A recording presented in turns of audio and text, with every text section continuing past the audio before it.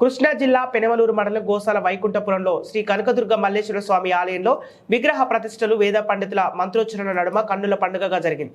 బేతాళ నృత్యాలు ప్రధాన ఆకర్షణగా నిలిచాయి. ఈ విగ్రహాల ప్రతిష్ట ఎంతో కమనీయంగా జరిగిందని ఆలయ అర్చకులు బుచ్చికొండ రామ వెంకట సిద్ధాంతి తెలిపారు. భక్తుల సహాయ సహకారాలతో ఆలయంలో వివిధ పూజలు ఘనంగా నిర్వహించినట్లు చెప్పారు. 13 మంది మహిళా కమిటీ సభ్యులు భక్తుల విరాళాలతో అఖండ అన్న సమారాధన నిర్వహించినట్లు ఆయన చెప్పారు. 10,000 మందికి అన్నదానం వైకుంఠపురంలో శ్రీ కనకదుర్గమ్మ ఆలయంలో సోమవారం వివిధ దేవతా విగ్రహాల ప్రతిష్ట అనంతరం సుమారు 10,000 మందికి అన్నదాన కార్యక్రమం నిర్వహించారు. ఈ కార్యక్రమంలో కమిటీ సభ్యులు ఆకుల సుశీల, చిమట రాజకుమారి, గురిజాల ఝాన్సీ లక్ష్మి, వెలుగుల లక్ష్మి, సింగవరపు విజయ, దొడ్డి కృష్ణవేణి, గుండగాని పద్మ, చిప్పాడ నాగమణి, వెంకటేశ్వరమ్మ, పాట్లూరి అరుణ, దాకవరపు విజయ, లక్ష్మి, ఆవుల, వరలక్ష్మి, కెల్ల లక్ష్మి తదితరులు పాల్గొన్నారు.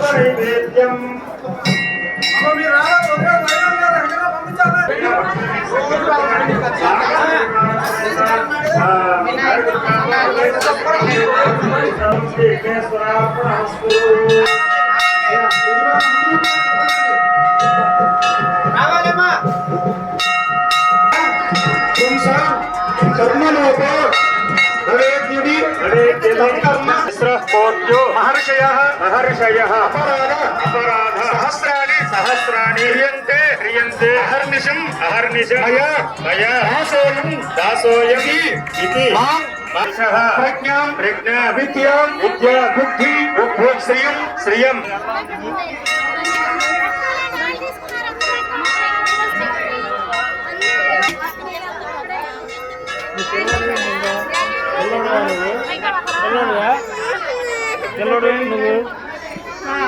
Good bye good bye